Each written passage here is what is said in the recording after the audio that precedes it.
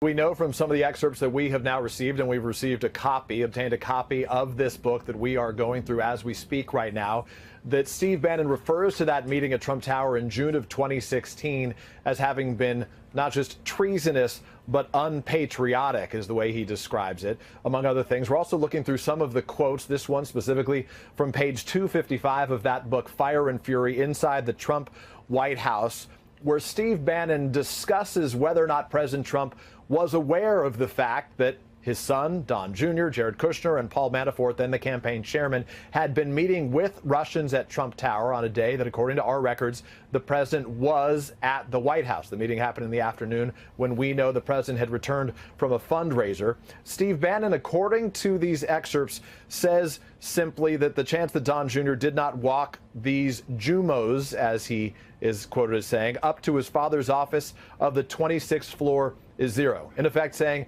there is no way that the president was unaware that this meeting was taking place under his nose, in effect, in his building at Trump Tower on that day. You'll remember that the White House press secretary, Sarah Sanders, said that the president was only aware of that meeting earlier this summer. That's after we first learned the details of the president putting out that statement, or helping contribute to a statement that his son Don Jr. put out, saying that the meeting really focused on Russian adoption and not about anything further than that. So this is significant, and that it gives us yet another window into what is believable about what have happened back then. We have reached out not just to the president's attorneys today here at the White House and outside, but also to those representing some of the other members of the inner circle, including Jared Kushner, who is said to have been in that meeting on that day. When I'm done speaking to you, we'll reach out to Don Jr.'s attorney as well to see if they have any comment on this as well. Stephanie?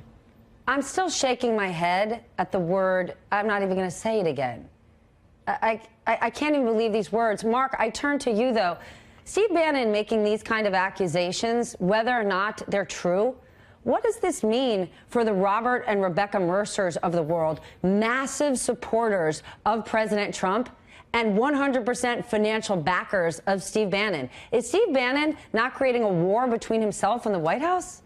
Yeah, Stephanie, I do think that this could end up creating an entire rift inside the entire conservative movement, not just with the Mercers, but also with Breitbart, the news organization that has been saying that this has been a phony witch hunt from the beginning on this Russia investigation.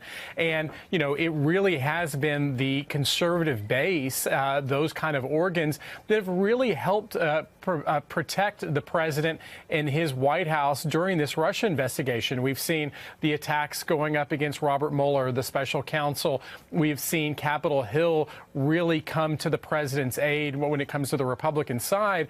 But all of a sudden, if now is this rift, and the longer it goes on that Steve Bannon doesn't knock down these quotes, I do think that you're going to end up having a conservative movement that is kind of frayed right now when it comes to the Russia investigation.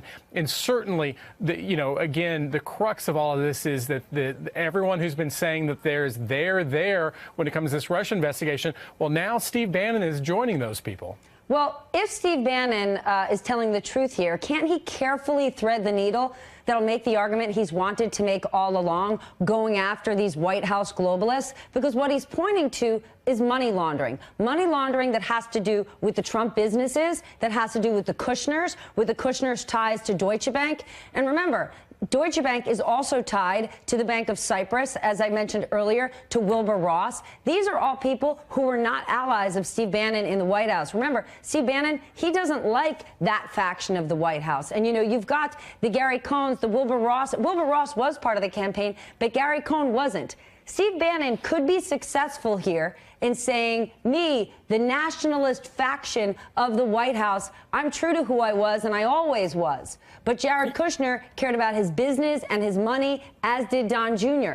If Steve Bannon can create this line, and if he's correct, wouldn't that be a huge win for him? I think, as you're alluding to, Steve Bannon has always been more about the cause rather than the individual, and that is President Trump.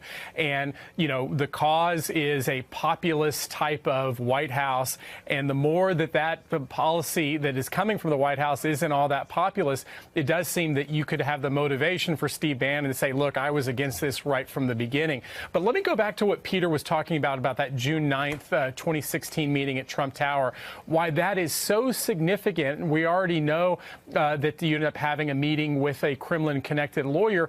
But, Stephanie, we know now of multiple interactions that the Trump team ended up having with Russians or their intermediaries. And whether it was that June 9th meeting, whether it was Don Jr. And his direct messages over Twitter with WikiLeaks, or George Papadopoulos and his own interactions abroad, there are now multiple points where Trump campaign or campaign officials were interacting with Russians. And going back to the campaigns that I've covered since 2004, Stephanie, that just doesn't happen. A normal presidential campaign isn't dealing or talking or interacting with a foreign government, particularly a foreign government that has an adversarial relationship with the United States. Peter, if Steve Bannon seems to have this definitive information or smoking guns, wouldn't he be lawyered up and speaking to Robert Mueller and his team? Why would he be sharing this with the general public? It's a good question, a question that a lot of people want to pose to Steve Bannon right now. As you pose that, let me read you some of the other details. And even as you're speaking to Mark, I'm going through some of the excerpts as provided to us for broadcast by the publisher of this new book, Fire and Fury, by Michael Wolff. If you'll indulge me, it says in part on one of the pages, during the flight home from Hamburg, Germany, this is back in July of this year, when the president and his family were composing that response, as we were just talking about, to the New York Times report of Trump Jr.'s meeting with the Russians. The president's lawyer then, Mark Kazowitz, was kept waiting on the phone for an hour and then not put through. It adds on a later page, the spokesperson for the president's legal team, a man by the name of Mark Corallo, believed that the statement about Don Jr.'s meeting, largely directed by the president with the participation of Kushner, Hope Hicks, and a Kushner spokesperson, represented a likely obstruction of justice. Corallo, as the book notes, resigned shortly thereafter, refusing to continue to work with the president and his family. That's specifically from page 260. Another call that we need to make when we're done is we're just getting these excerpts to Mark Corallo, no longer serving on behalf of this president or his legal team, to confirm the authenticity of those comments, that that's the way that he viewed events as well. But just more details, obviously, right now that added new layers to that meeting that took place now, June of 2016, a year and a half ago, and obviously you're still making waves this much later. All right, boys, I'm on TV, so I can't tell. Take me to Twitter. We know that the president has been en fuego in the last 24 hours. Since these quotes have come out, has the president or Don Jr., who's also a big fan of the Twitter, have they said anything on the social media platform? Not to my knowledge, I've been talking, Stephanie. so I haven't been looking. Mark? Yeah. Yeah, not to my knowledge. And yeah, yesterday, the president of the United States sent off 16 tweets. Today, he has been relatively silent, at least compared to yesterday. And we'll be checking that Twitter feed throughout the day. All right, I think we have Ken Delaney joining. Wait, but before we go to Ken, quick, Peter, as you're feverishly reading through these quotes, I've got to ask, is there a White House press briefing today? Will you have a chance to ask Sarah Huckabee Sanders any questions? Because until now, President Trump, I don't believe, has ever uttered a negative word about Steve Bannon.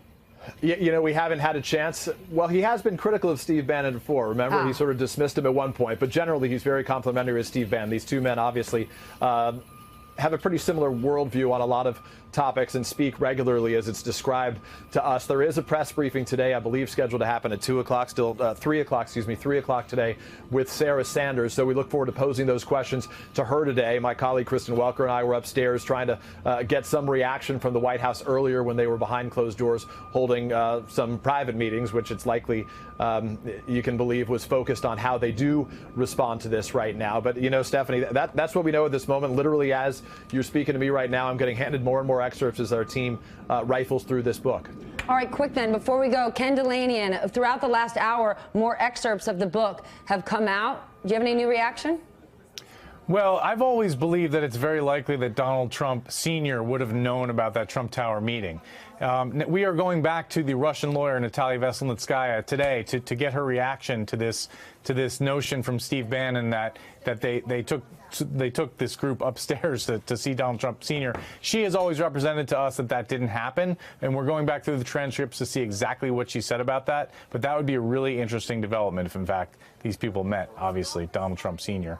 after that Trump Tower meeting. Stunning. It will be stunning to see how conservative media responds to all of this. Until today, it has been, this is all an overblown hoax.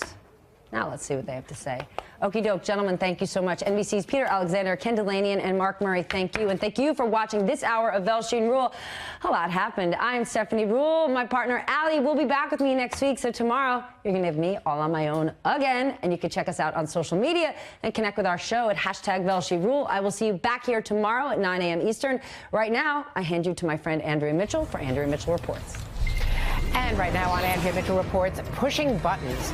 President Trump inflaming nuclear tensions with a tweet, taunting the unpredictable leader in Pyongyang. Hey there, I'm Chris Hayes from MSNBC. Thanks for watching MSNBC on YouTube. If you want to keep up to date with the videos we're putting out, you can click subscribe just below me or click over on this list to see lots of other great videos.